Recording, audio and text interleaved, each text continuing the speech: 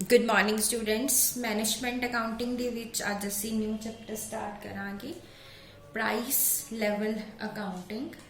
ਔਰ price level accounting ਜਿਹੜੀ ਹੈ ਇਹਦੇ ਵਿੱਚੋਂ ਛੋਟਾ ਨੰਬੈਰੀਕਲ 5 ਨੰਬਰ ਦਾ ਨੰਬੈਰੀਕਲ ਆਉਣ ਦੇ ਚਾਂਸਸ ਸਟੂਡੈਂਟਸ ਹੁੰਦੇ ਆ। ਸੋ ਤੁਸੀਂ ਇਸ ਚੈਪਟਰ ਨੂੰ ਛੱਡ ਕੇ ਨਹੀਂ ਜਾਣਾ, ਇਹਨੂੰ ਵੀ ਤਿਆਰ ਕਰਕੇ ਜਾਣਾ ਆ। ਓਕੇ, ਹੁਣ ਪ੍ਰਾਈਸ ਲੈਵਲ ਅਕਾਊਂਟਿੰਗ ਕੀ ਆ, ਇਹਦਾ ਕੀ ਕਨਸੈਪਟ ਆ, ਇਹਨੂੰ ਅਸੀਂ ਅੰਡਰਸਟੈਂਡ ਕਰਾਂਗੇ। ਸਟੂਡੈਂਟਸ ਤੁਹਾਨੂੰ ਪਤਾ ਹੀ ਆ ਕਿ ਪ੍ਰਾਈਸਿਸ ਜਿਹੜੇ ਨੇ ਕਦੀ ਵੀ ਸੇਮ ਨਹੀਂ ਰਹਿੰਦੇ, ਉਹ ਹਮੇਸ਼ਾ ਹੀ ਚੇਂਜ ਹੁੰਦੇ ਰਹਿੰਦੇ ਆ। ਠੀਕ ਆ, ਉਹਨਾਂ ਦੇ ਚੇਂਜ ਹੋਣ ਦੇ ਕਈ ਰੀਜ਼ਨਸ ਹੁੰਦੇ ਆ, ਇਕਨੋਮਿਕ, ਸੋਸ਼ਲ ਰੀਜ਼ਨ ਜਾਂ ਪੋਲੀਟੀਕਲ ਰੀਜ਼ਨ ਕੋਈ ਵੀ ਹੋ ਸਕਦੇ ਆ। ਸੋ ਜਿਹੜੀ ਇਹ ਪ੍ਰਾਈਸ ਚੇਂਜਸ ਹੁੰਦੇ ਆ, ਇਹਨੂੰ ਅਸੀਂ ਅਗਰ ਇਕਨੋਮਿਕਸ ਦੇ ਵਿੱਚ ਕਹੀਏ ਤਾਂ ਦੋ ਤਰ੍ਹਾਂ ਦੇ ਹੁੰਦੇ ਆ। ਇੱਕ ਇਨਫਲੇਸ਼ਨ ਹੁੰਦੀ ਆ ਜਦੋਂ ਪ੍ਰਾਈਸਿਸ ਇਨਕਰੀਜ਼ ਹੁੰਦੇ ਆ, ਇੱਕ ਡਿਫਲੇਸ਼ਨ ਹੁੰਦੀ ਆ ਜਦੋਂ ਪ੍ਰਾਈਸਿਸ ਡਿਕਰੀਜ਼ ਹੁੰਦੇ ਆ। ਸੋ ਇਨਫਲੇਸ਼ਨ ਕੀ ਹੈਗੀ ਆ, ਜਦੋਂ ਪ੍ਰਾਈਸਿਸ ਜਿਹੜੇ ਹੈਗੇ ਆ ਉਹ ਇਨਕਰੀਜ਼ ਹੋ ਜਾਂਦੇ ਆ। ਸੋ ਡਿਫਲੇਸ਼ਨ ਕੀ ਹੈ, ਜਦੋਂ ਪ੍ਰਾਈਸਿਸ ਡਿਕਰੀਜ਼ ਹੋ ਜਾਂਦੇ ਆ। ਸੋ ਇਹ ਜਿਹੜੇ ਪ੍ਰਾਈਸ ਲੈਵਲ ਦੇ ਵਿੱਚ ਚੇਂਜਸ ਆਉਂਦੇ ਰਹਿੰਦੇ ਆ, ਉਹਦੇ ਰੀਜ਼ਨਸ ਕਰਕੇ ਇਹ ਮਤਲਬ ਐਕਚੁਅਲੀ ਸਾਡੀ ਫਾਈਨੈਂਸ਼ੀਅਲ ਜੋ ਅਸੀਂ ਸਟੇਟਮੈਂਟਸ ਬਣਾਉਂਦੇ ਆ ਉਹਨਾਂ ਦੀ ਇੱਕ ਲਿਮਿਟੇਸ਼ਨ ਆ ਕਿ ਇਹਨਾਂ ਪ੍ਰਾਈਸ ਲੈਵਲਸ ਦੇ ਵਿੱਚ ਚੇਂਜਸ ਜਦੋਂ ਆਉਂਦੇ ਆ ਤਾਂ ਉਹਦੇ ਨਾਲ ਜੋ ਸਾਡੀਆਂ ਫਾਈਨੈਂਸ਼ੀਅਲ ਸਟੇਟਮੈਂਟਸ ਜੋ ਪ੍ਰੋਫਿਟ ਦਿਖਾਉਂਦੀਆਂ ਆ ਜਾਂ ਜੋ ਪੋਜੀਸ਼ਨ ਦਿਖਾਉਂਦੀਆਂ ਬਿਜ਼ਨਸ ਦੀ, ਉਹ ਟਰੂ ਪੋਜੀਸ਼ਨ ਨਹੀਂ ਹੁੰਦੀ। ਕਿਉਂਕਿ ਅਸੀਂ ਜਿਹੜੇ ਪ੍ਰਾਈਸ ਨੇ, ਅਸੀਂ ਉਹਨਾਂ ਦੇ ਚੇਂਜਸ ਨੂੰ ਉਹਦੇ ਵਿੱਚ ਜਿਹੜਾ ਹੈਗਾ ਕੰਸੀਡਰ ਕੀਤਾ ਹੀ ਨਹੀਂ ਹੁੰਦਾ। ਅਸੀਂ ਫਾਈਨੈਂਸ਼ੀਅਲ ਸਟੇਟਮੈਂਟਸ ਹਿਸਟੋਰੀਕਲ ਕਾਜ਼ ਦੇ ਬੇਸਿਸ ਤੇ ਬਣਾ ਦਿੰਦੇ ਆ। ਅਸੀਂ ਇਹ ਮੰਨ ਕੇ ਚੱਲਦੇ ਹਾਂ ਕਿ ਰੂਪੀ ਦੀ ਵੈਲਿਊ ਸਟੈਟਿਕ ਆ, ਚੇਂਜ ਨਹੀਂ ਹੋ ਰਹੀ, ਬਟ ਐਕਚੁਅਲੀ ਇਸ ਤਰ੍ਹਾਂ ਨਹੀਂ ਹੁੰਦਾ। ਰੂਪੀ ਦੀ ਵੈਲਿਊ ਤਾਂ ਚੇਂਜ ਹੁੰਦੀ ਰਹਿੰਦੀ ਆ, ਸਾਡੀ ਪਰਚੇਸਿੰਗ ਪਾਵਰ ਜਿਹੜੀ ਹੈਗੀ ਆ ਉਹ ਚੇਂਜ ਹੁੰਦੀ ਰਹਿੰਦੀ ਆ। ਠੀਕ ਆ ਜੀ।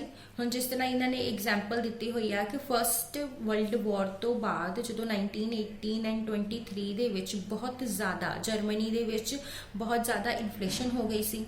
ਉਸ ਤੋਂ ਬਾਅਦ ਜਦੋਂ ਸੈਕਿੰਡ ਵਰਲਡ ਵਾਰ ਹੋਈ ਆ, ਉਹਦੇ ਤੋਂ ਬਾਅਦ ਜਿਹੜੇ ਪ੍ਰਾਈਸਿਸ ਹੋਰ ਜ਼ਿਆਦਾ ਇਨਕਰੀਜ਼ ਹੋਣੇ ਸ਼ੁਰੂ ਹੋ ਗਏ। ਸੋ ਉਸ ਵੇਲੇ ਮਤਲਬ ਅਗਰ ਅਸੀਂ ਫਾਈਨੈਂਸ਼ੀਅਲ ਸਟੇਟਮੈਂਟਸ ਨੂੰ ਹਿਸਟੋਰੀਕਲ ਕਾਸਟ ਬੇਸਿਸ ਤੇ ਸ਼ੋ ਕਰਾਂਗੇ ਤੇ ਇਹਦਾ ਮਤਲਬ ਉਹ ਟਰੂ ਔਰ ਫੇਅਰ ਪਿਕਚਰ ਜਿਹੜੀਆਂ ਨਹੀਂ ਦਿਖਾਣਗੀਆਂ।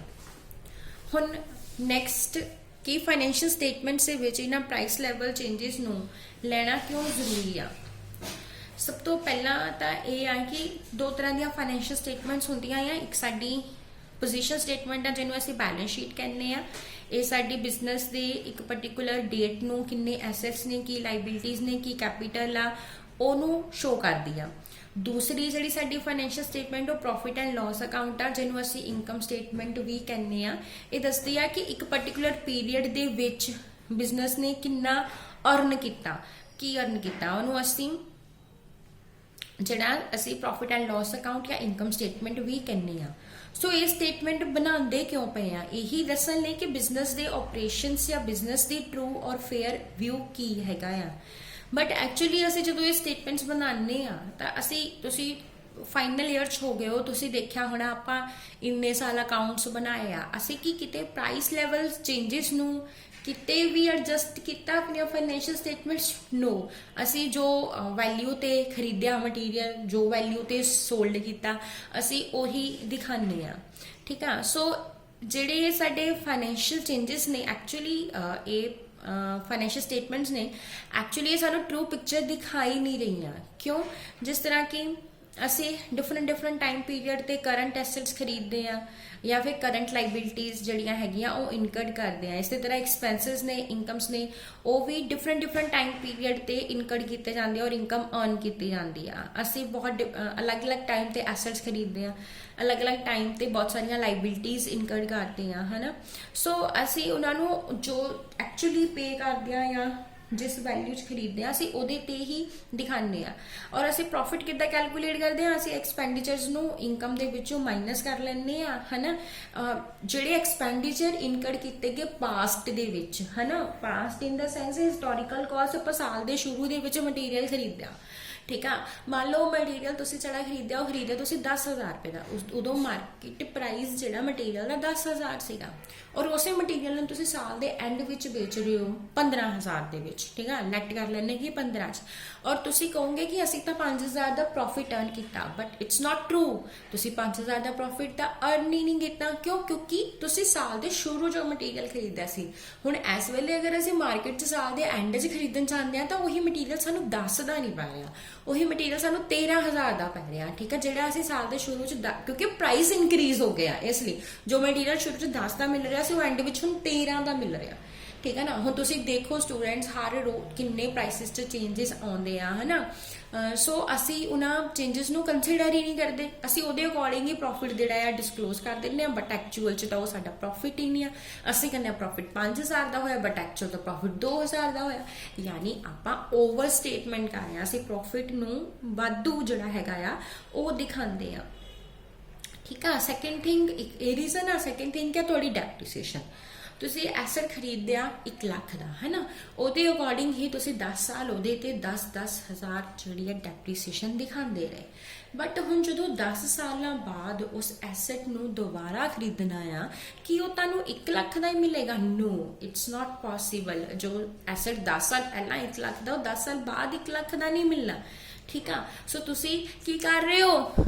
डेप्रीसीएशन घट दिखा रहे हो, ਉਹਦੇ ਨਾਲ ਕੀ ਹੈਗਾ, ਉਹਦੇ ਨਾਲ ਵੀ ਤੁਹਾਡੇ ਪ੍ਰੋਫਿਟਸ ਜਿਹੜੇ ਨੇ ਉਹ ਜ਼ਿਆਦਾ ਹੋ ਰਹੇ ਨੇ, ਠੀਕ ਆ। ਜਿਹੜੇ ਤੁਹਾਡੇ ਕਲੋਜ਼ਿੰਗ ਸਟਾਕਸ ਨੇ ਉਹਨਾਂ ਨੂੰ ਤੁਸੀਂ ਓਵਰ ਵੈਲਿਊ ਕਰ ਰਹੇ ਹੋ। ਸੋ ਇਨਫਲੇਸ਼ਨ ਦੇ ਨਾਲ ਕੀ ਹੁੰਦਾ ਆ कि ਜਿਹੜੇ ਸਾਡੇ ਪ੍ਰੋਫਿਟਸ ਨੇ ਅਸੀਂ ਉਹ ਹਾਇਰ ਦਿਖਾ ਰਹੇ ਹਾਂ, ਬਟ ਐਕਚੁਅਲ ਚ ਪ੍ਰੋਫਿਟ ਉਹਨੇ ਹੁੰਦੇ ਨਹੀਂ। ਸੋ ਜਦੋਂ ਅਸੀਂ ਆਪਣੇ ਸ਼ੇਅਰ ਹੋਲਡਰਸ ਨੂੰ ਡਿਵੀਡੈਂਡ ਦਿੰਦੇ ਆ ਪ੍ਰੋਫਿਟ ਦੇ ਵਿੱਚੋਂ, ਜੋ ਕਿ ਸਾਨੂੰ ਲੱਗਦੇ ਆ ਵੀ ਇੰਨੇ ਹੈਗੇ ਆ, ਬਟ ਐਕਚੁਅਲ ਚ ਉਹਦੇ ਨਾਲੋਂ ਬਹੁਤ ਘੱਟ ਨੇ, ਇਹਦਾ ਮਤਲਬ ਤੁਸੀਂ ਸ਼ੇਅਰ ਹੋਲਡਰਸ ਨੂੰ ਡਿਵੀਡੈਂਡ ਪ੍ਰੋਫਿਟ ਚੋਂ ਨਹੀਂ, ਤੁਸੀਂ ਸ਼ੇਅਰ ਹੋਲਡਰਸ ਨੂੰ ਡਿਵੀਡੈਂਡ ਕੈਪੀਟਲ ਦੇ ਵਿੱਚੋਂ ਹੀ ਦੇਈ ਜਾ ਰਹੇ ਹੋ। ਸੋ ਇਹ ਕੁਝ ਰੀਜ਼ਨਸ ਨੇ ਜਿਹਦੇ ਕਰਕੇ ਸਾਨੂੰ ਪ੍ਰਾਈਸ ਲੈਵਲ ਚੇਂਜਸ ਨੂੰ ਕੰਸੀਡਰ ਕਰਨਾ ਜ਼ਰੂਰੀ ਆ।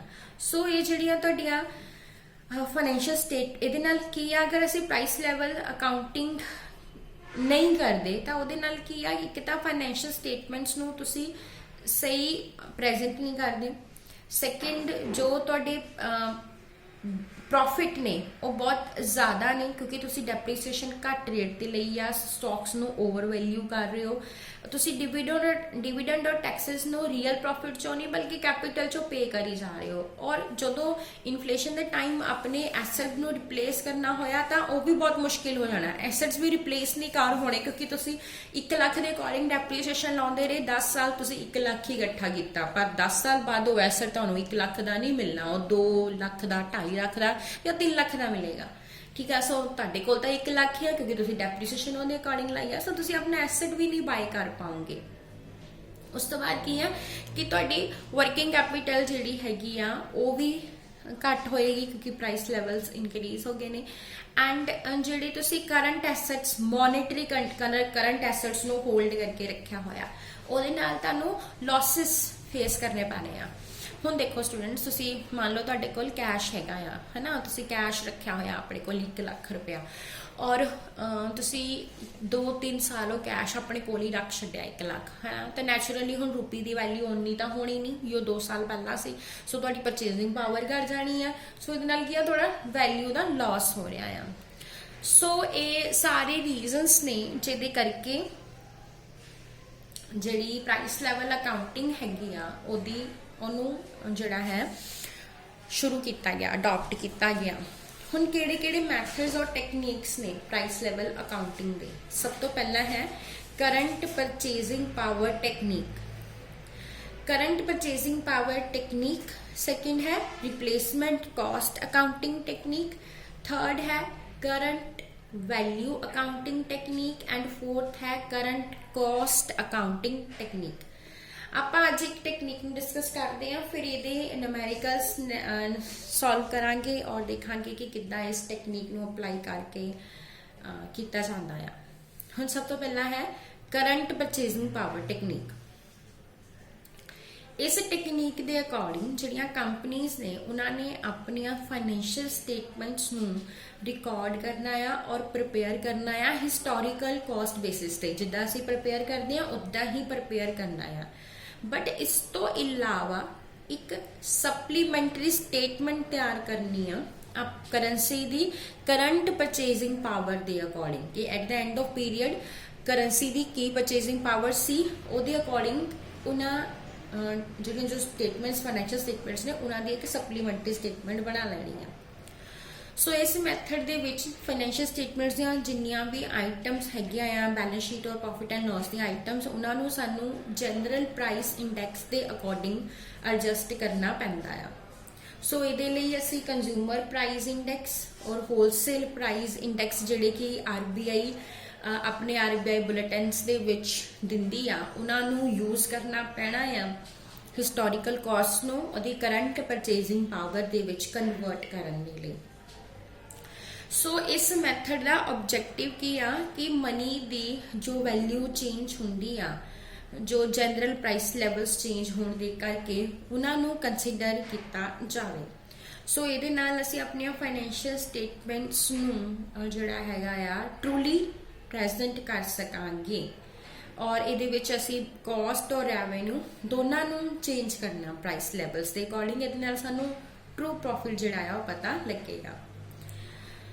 ये जिहड़ी टेक्नीक हैगी आ इनू जर्मनी ऑस्ट्रेलिया और USA दी बहुत सारिया कंपनीज यूज कर रही हैं और ये मैथड बहुत सिंपल हैगा आ ठीक है और ये मतलब सानू अडॉप्ट करना चाहिए आ। बट इस तो इलावा ये कुछ लिमिटेशंस भी हैगियां कुछ वीकनेसिस भी हैगियां आ। फर्स्ट ये कि ये असी जनरल प्राइस इंडैक्स लेंदे आ किसी भी एसेट्स नू एडजस्ट करन दे लई। बट कई वेले इदा हुंदा आ कि साडा जनरल प्राइस इंडैक्स तो इनक्रीज किया हुंदा आ बट किसी पर्टिकुलर एसेट दी जिहड़ी हैगी आ ओहदा प्राइस इंडैक्स नहीं इनक्रीज या डिक्रीज किया हुंदा ओहदी वैल्यू उन्नी दी उन्नी हुंदी आ।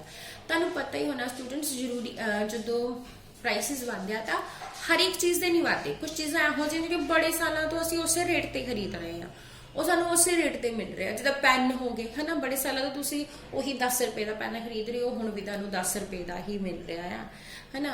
सो ये चीज़ां जिहड़ियां हैगियां हर चीज़ का प्राइस चेंज नहीं हुंदा बट आप तो जनरल प्राइस इंडैक्स ले लिया कि आप हर एक दा प्राइस चेंज कर देना है बट इदा नहीं हुंदा। सो ये वीकनेस आ। सैकेंड ये जिहड़ी टेक्नीक आ थ्रैटिकल ज़्यादा आ प्रैक्टिकल यूटिलिटी इहदी घट आ। और थर्ड ये भी साडी कंट्री दे विच प्रॉब्लम आ कि जो प्राइस इंडैक्सिस दिते हुंदे आ वो भी सही नहीं हुंदे। सो इहदे नाल भी साडियां जो फाइनैशियल स्टेटमेंट्स है उन्हां दी एक्यूरेट पिक्चर सानू नहीं दिखाई दिंदी। हुण किहड़ा मैकेनिज्म असी यूज करना है CPP मैथड दे विच सानू कन्वर्शन टेक्नीक जिहड़ी हैगी आ यूज करनी पैनी आ। कन्वर्शन टेक्नीक दे नूं यूज करन दे लई सानू कन्वर्शन फैक्टर जिहड़ा है कैलकुलेट करना पैना है।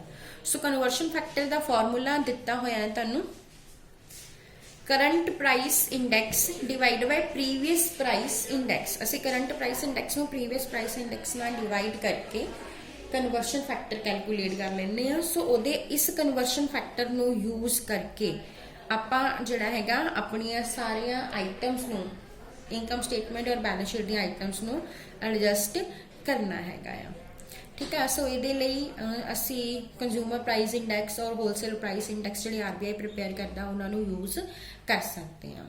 सो ये न्यूमेरिकल हुण असी अपने नैक्सट लैक्चर डिस्कस करांगे। Thank you.